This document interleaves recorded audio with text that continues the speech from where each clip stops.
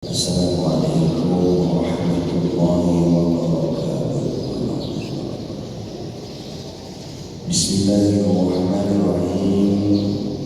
Subhanaka la ilma lana illa ma 'allamtana innaka antal alimul hakim. Wa tub 'alaina innaka antat tawwabur rahim wa taqabbal minna innaka antas sami'ul 'alim. ربنا افتح بيننا وبين قومنا بالحق وأنت خير الفاتحين. رب اشرح لي صدري ويسر لي أمري واحلل عقدة من لساني يفقهوا قولي. وبعد، حضرة الأفاضل para jemaah ingkang sami nderek salat subuh wonten menika panggenan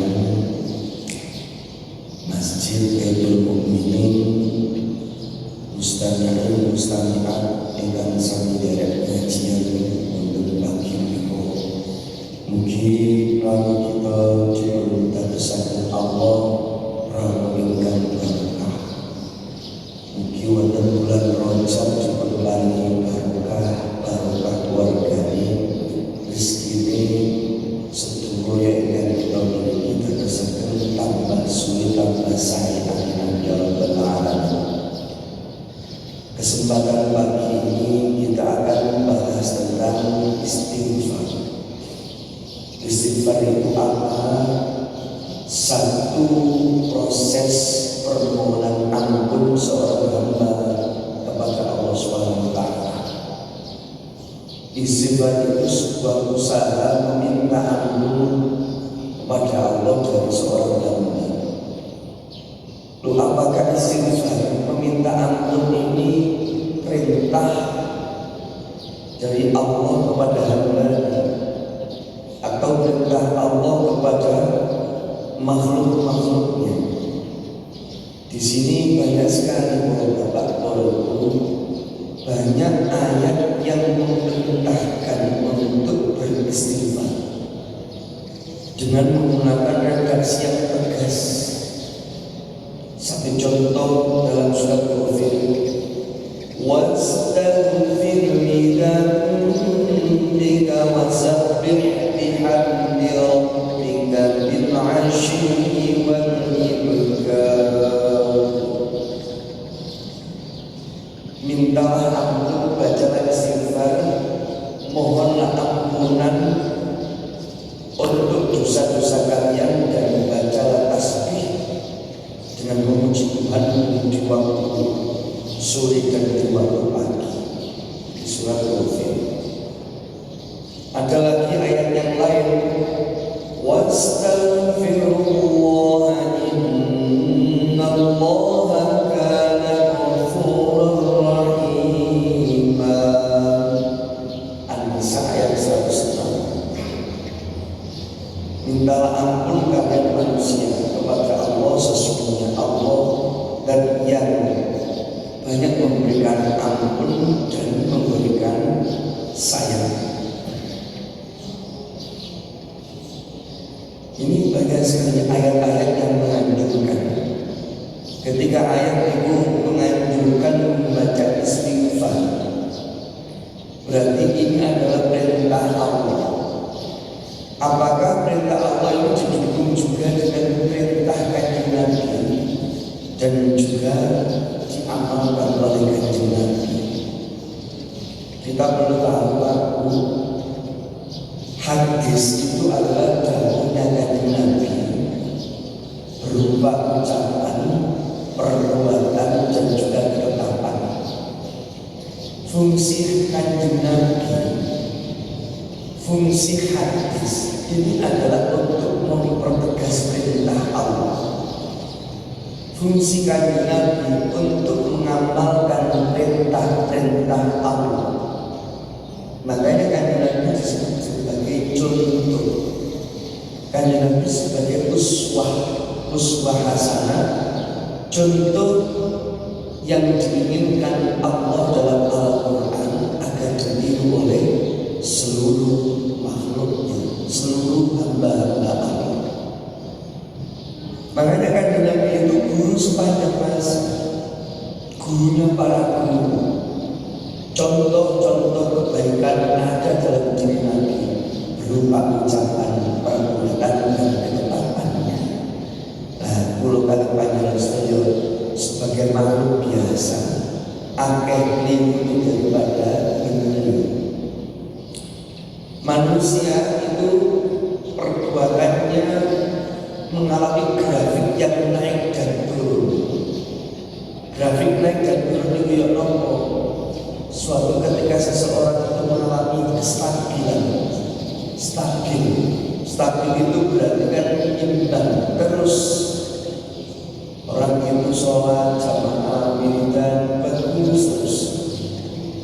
Kadang-kadang suatu ketika itu dia itu menurun kebaikannya. Kadang-kadang karena kerepotan sholatnya agak mundur. Kadang gara-gara perekonomian dia itu sholatnya di akhir waktu. Itu berarti menurun. Kadang-kadang dia itu lebih baik, tidak hanya sholat, tidak hanya puasa, tidak hanya kewajiban-kewajiban, ada tambahan. Duit akeh, bacaan, tasyakuran, mengeluarkan sedekah, coba baguskan melakukan tinggi kebaikan. Bahkan manusia itu kalau dia berbuat baik secara totalitas, maka kebaikannya melebihi kebaikan malaikat. Maka derajatnya lebih mulia daripada malaikat. Makanya para bapak, para ibu, malaikat itu sangat menghormat kepada manusia. Kalau manusia itu bagus, grafiknya naik, meningkat totalitas, naik tinggi, maka malaikat itu kalah dengan manusia. Tetapi sebaliknya derajat manusia, grafik perbuatannya itu semakin lama semakin merendah, semakin jelek-jelek, buruk-buruk, sampai tingkat bawah, maka derajatnya kalah baik dengan hewan. Makanya dalam Al-Quran disebutkan balhum adl, dia lebih jelek daripada hewan. Hewan itu kalau dia itu membunuh kepada sesama, itu karena ada unsur apa? Unsur dia kelaparan, unsur menguasai lokasi atau lingkungan dia berada.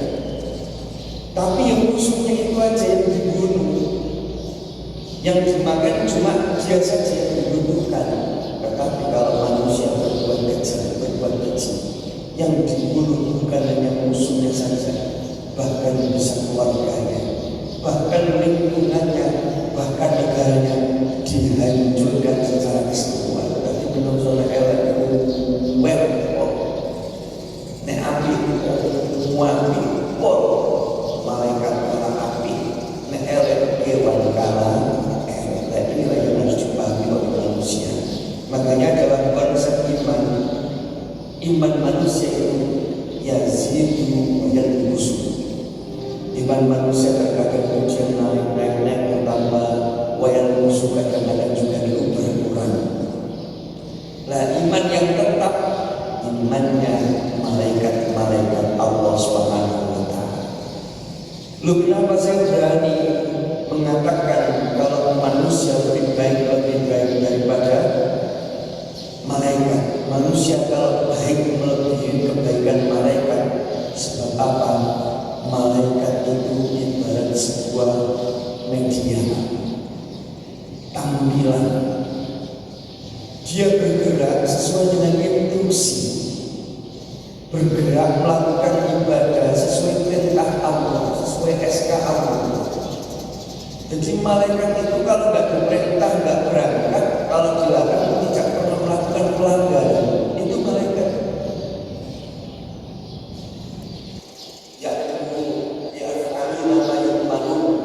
Dia itu mengerjakan apa yang diperintahkan saja. Orang itu kalau melakukan apa yang diperintahkan saja, itu juga bagus, tapi tidak istimewa. Contoh dengan anak-anak, kita diwajibkan oleh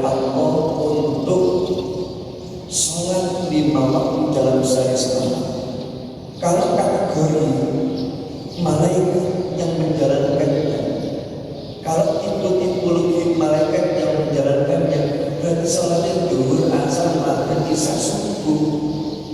Tapi kalau manusia dengan akal, dia ditambahi dengan sholat qabliyah, masuk masjid ditambahi tahiyatul masjid untuk menghormati masjid, menunggu waktu sholat ditambahi dengan niat i'tikaf, nawaitul i'tikaf sunatullahi ta'ala, ditambahi membaca istighfar untuk menunggu di antara adzan dan iqamah.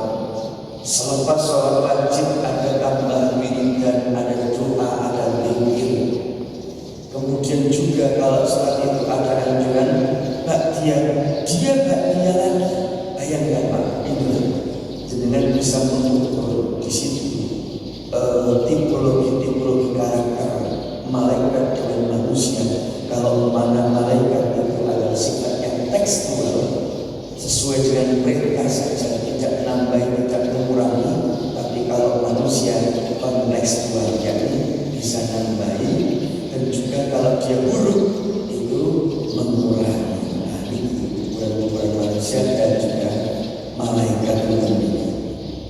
Kanjeng Nabi itu contoh. Fungsi hadis terhadap Al-Quran itu adalah untuk menjelaskan posisi Nabi Muhammad itu adalah untuk mengamalkan, melaksanakan apa yang ada di dalam Al-Quran. Makanya dalam kitab Tiba itu ada ketika ditanyakan tentang kriteria atau ciri-ciri karakter Nabi, bagaimanakah akhlak Nabi? Karena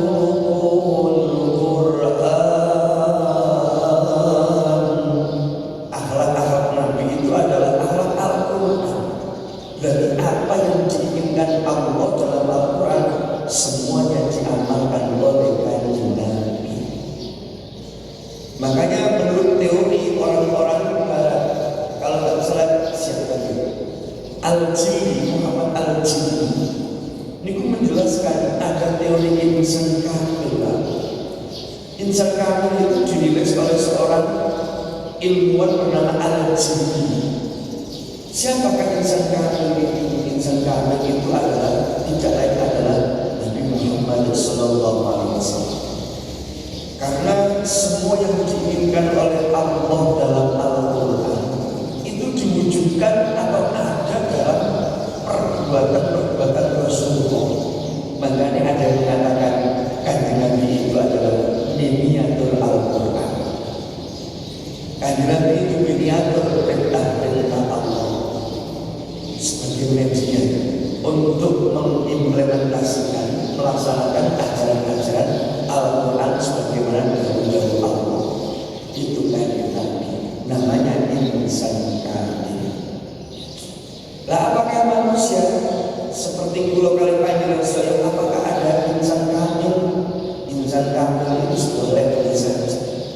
Jenengan kali kulo kali manusia biasa itu insan kamil yang nisbah, hanya koyok-koyok seolah-olah manusia sempurna. Tapi manusia seperti kita tidak ada yang sempurna. Makanya teori insan kamil ini menawi jipun angan-angan ketika menempel pada orang lain selain Nabi Muhammad, itu adalah gerakan-gerakan refleksi. Gerakan refleksi itu adalah gerakan kebiasaan otomatis yang dilakukan oleh manusia. Itu refleksi. Nah, refleksi ini gimana? Itu mau jadi biasa ya. Bahkan mati mau jadi biasa. Tentunya kitab-kitab yang satu ibad itu belum salah dipenerangkan. Al-mar'u yamutu ala ma'asya'ala. Seseorang itu meninggal dunia sebagaimana kebiasaannya. Refleksi ini dimiliki manusia untuk jadi biasa ya. Biasa jamaah ada Allahu Akbar, Allahu Akbar. Jadi jamaah untuk biasa, untuk otomatis sampai tersistem. Kayak handphone juga. Ketika disetting dengan waktu alarm dinyalakan secara otomatis sesuai perkembangan waktu sholat, maka setiap datang waktu sholat dia itu muni ada. Mau ngikut disetting niku kok bendino dijadwal niku maca Quran. Akhirnya nopo mandeng maghrib maca Quran, mandeng isya maca Quran, mandeng subuh maca Quran, mandeng duhur Quran, mandeng asar Quran. Macam-macam variasi yang dilakukan. Ini setting-setting yang telah diprogram di dalam diri manusia. Dan semua itu sudah diprogram. Kepingin api bisa jadi api terus. Tapi kepingin elek, masya Allah, welek api. Nah, apakah tempat-tempat menjadikan manusia itu menjadi baik? Ini satu madrasah, sekolahan, pondok pesantren, dan juga lembaga-lembaga pendidikan baik formal maupun informal maupun non formal ini mencetak seseorang menjadi bagus, menampilkan refleksi bagus. Arek cilik umur petang tahun jadi niku dolan miso, maka apapun yang dilakukan tidak pernah lepas dari ungkapan miso karena seseorang keluar refleksinya bagus, dijawel oleh koncon, dijawel kecuali pinggang sebelah kanan dan kiri. Mau dilihat di mekulnya mesti kering, jingkat, kerning. Refleksinya kalau dia itu bagus, maka gerakan yang muncul itu bagus. Langsung apa jenis gerak juga, ambil mesem, ambil bulu, coba sama ucap ini berarti mau bagus, refleksinya yang ditampilkan bagus. Tapi mau dikuna elek kejam, nyemit ngamuk, jawil pinggang itu langsung mengeluarkan kata-kata penghinaan, pemujatan dan lain sebagainya, bahkan ancaman isu-isu memukul. Gerakan refleksi ini memukul, bahkan sampai juga bisa membunuh kalau terjadi kontraksi sosial atau terjadi gegeran. Lalu ini manusia.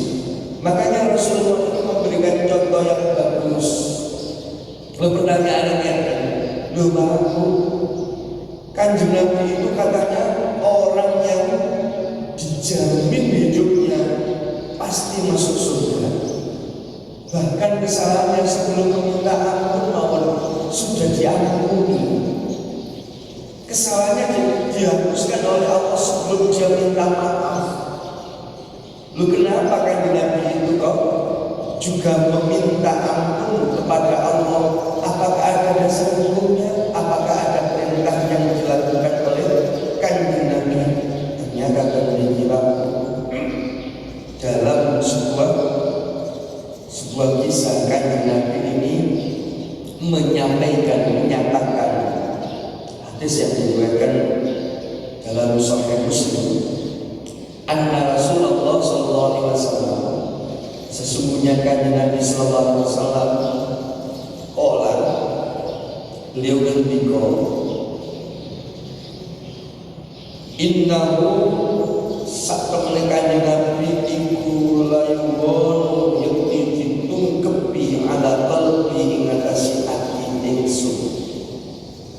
Wa ini lan satemene ingsun iku la astaghfiru yakti nyuwun pangapunten sapa ingsun Allah ing Allah fil yaumi ing dalem sedina mi'ati maratin setting 100. Kanjeng Nabi menjelaskan bahwasannya Kanjeng Nabi di dalam sehari saja beristighfar sebanyak 100 kali. 100 itu kali 10 hari itu sampun 1000. Kemudian kalau 30 kali berarti itu 3000. Berarti Kanjeng Nabi minimal dalam 1 bulan itu istighfar sebanyak 3000 kali. Loh kenapa Kanjeng Nabi dosanya diampuni sebelum meminta ampun? Kok beristighfar begitu banyak?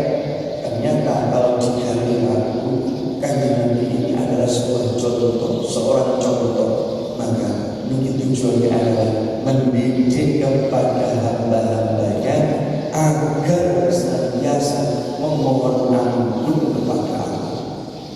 Jadi amal yang Nabi itu tidak hanya untuk dirinya, tetapi untuk umatnya agar mau meniru seperti kanjeng Nabi. Makanya dalam Al-Quran Allah memberikan pernyataan, wa ma arsalnaka illa rahmatan lil alamin. Dan aku tidak akan mengutusmu Muhammad illa rahmatan lil alamin, kecuali memberikan rahmat kasih sayang kepada seluruh alam semesta. Berarti rahmat Allah ditampilkan melalui kanjeng Nabi.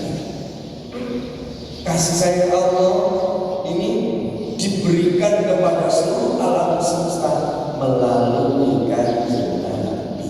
Berarti kanjeng Nabi itu adalah punjer di alam semesta.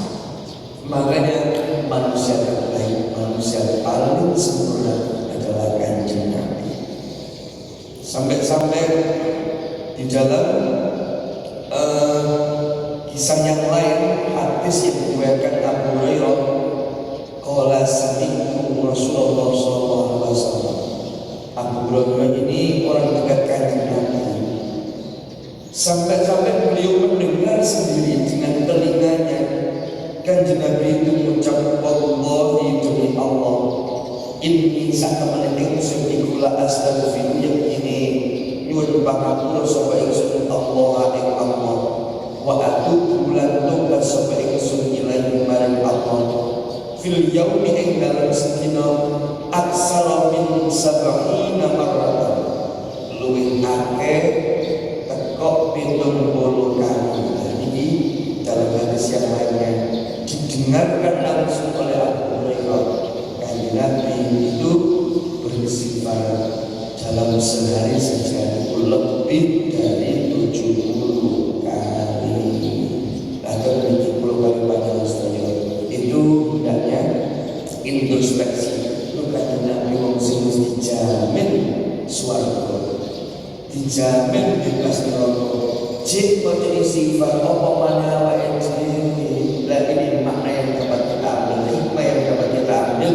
Nek iso awak menirukan Nabi sebagaimana perintah Allah dan contoh yang disampaikan oleh Rasulullah Sallallahu Alaihi Wasallam. Sebab apa Pak? Seluruh amal yang kita lakukan itu manfaat yang kembali kepada diri kita masing-masing. Orang beristighfar berarti dia itu meminta ampun untuk dirinya. Lalu apakah boleh memintakan ampun kepada orang lain? Redaksinya bagaimana? Sangat dianjurkan. Contohnya apa redaksinya? Astagfirullahaladzim li wa walidayya wa li ashabil huquqil wajibati 'alayya wa li jami'il mu'minina wal mu'minat wal muslimina wal muslimat alladhina minhum al-amwat. Ini istighfar, manfaatnya Allah akan memberikan ampun kepada satu orang yang beristighfar. Yang kedua, kedua orang tuanya. Yang ketiga, orang-orang yang terkait dengan orang yang meminta ampun.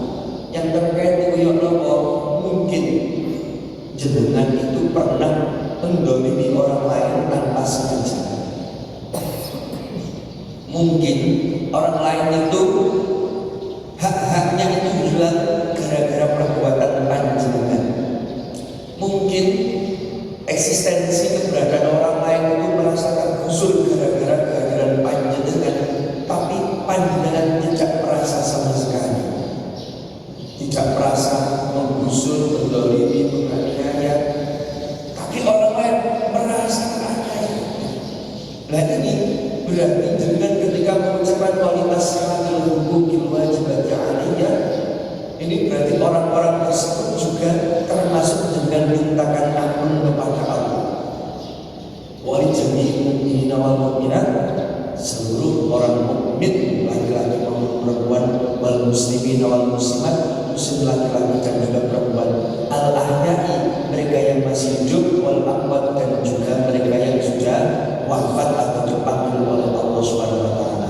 Ini sangat dianjurkan. Islam itu dianjurkan untuk memberikan maslahat, manfaat, dampak positif kepada diri dan juga orang lain. Nah, ini diwujudkan dalam ilmu gramatika Arab. Ilmu gramatika Arab itu ilmu sastra.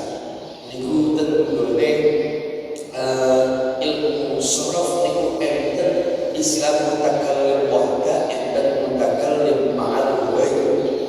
Mutakallim wahda itu berarti orang yang berbicara atas dirinya sendiri. Mutakallim ma'al ghair itu orang yang berbicara untuk diri dan juga orang lain. Contohnya apa? Niku Yai Rizal Musijal niku ketika imami jamaah subuh, Allahumma hdina fi man hadait wa'afina fi man afait. Allahumma barik lana fi Rajab wa Sya'ban wa ballighna Ramadan wa hasil maqasidana. Kalimat yang terakhir ini berbunyi na barik lana fi Rajab wa Sya'ban wa ballighna Ramadan. Ini berarti mutakallim ma'al ghair, mendoakan untuk diri beliau dan juga seluruh yang hadir. Tapi nek mutakallim wahda berdoa untuk dirinya sendiri, beliau Allahumma barik li fi Rajab, ya Allah berkailah padaku di bulan Rajab, wa Sya'ban berkailah padaku untukku di bulan Sya'ban, wa ballighni sampaikanlah aku Ramadan menuju bulan Ramadan. Lu bikin berarti untuk dirinya sendiri. Allahumma hdini fi man hadait wa'afini fi man afani. Ya Allah, ampuni aku, tunjukkanlah aku, kemudian juga sembuhkanlah aku. Ini berarti untuk dirinya sendiri lah. Terkini istilah sholat itu enten fa'ala yaf'alu fa'lan wa maf'alan fa'la fa'ilun wa daka maf'ulun uf'ul la taf'al maf'al itu istilah-istilahnya tadi. Nah, enten istilah mutakallim wahda, mutakallim ma'al ghair. Berarti doa itu, mohon ampun itu dianjurkan tidak hanya untuk dirinya saja, tetapi juga kepada orang lain. Ini sebagai bentuk sifat dermawan seseorang. Luman seseorang diwujudkan melalui istighfar. Dan manusia itu adalah makhluk sosial, butuh orang lain, dan juga selalu meminta bantuan orang lain. Makanya dianjurkan membantu orang lain. Sebab teori sosial itu orang yang membantu dia akan dibantu. Wong nek luman dia akan dilumani. Wong nek ngamukan maka akan dinamuni. Gimawon ingkang kula sampai akan dadosaken memberikan manfaat. Mudah-mudahan Allah memberikan ketetapan iman kepada kita semua dan kita mampu mempertahankan sampai ila yaumil qiyamah. Amin ya rabbal alamin. Allahumma shalli ala sayyidina Muhammad wa ala ali sayyidina Muhammad. Alhamdulillahirabbil alamin. Allahumma ya Allah, ighfir lana dhunubana wa liwalidayna warhamhum kama rabbayana shaghira. Allahumma barik lana fi Rajab wa Sya'ban wa ballighna Ramadan waghfir lana dhunubana wa hasil maqasidana wa shfi maradana sallimna min akhirati dunya wa adhabil warzuqna fahman nabiyyin wa hifdzal mursalin wa ilhaman malaikatil muqarrabin bi rahmatika ya arhamar rahimin. Allahumma ya kafi ya wali ya fattah ya razzaq ya karim ya ghafur ya mujib. Allah latif bi ibadihi man yasha'u min al-qawli Allahumma inna nas'aluka an tarzuqna rizqan wasi'an halalan tayyiban mubarakan. Rabbana atina fid dunya hasanah wa fil akhirati hasanah wa qina adzaban nar. Sallallahu ala sayyidina Muhammad wa ala alihi wasallam. Alhamdulillahi rabbil alamin.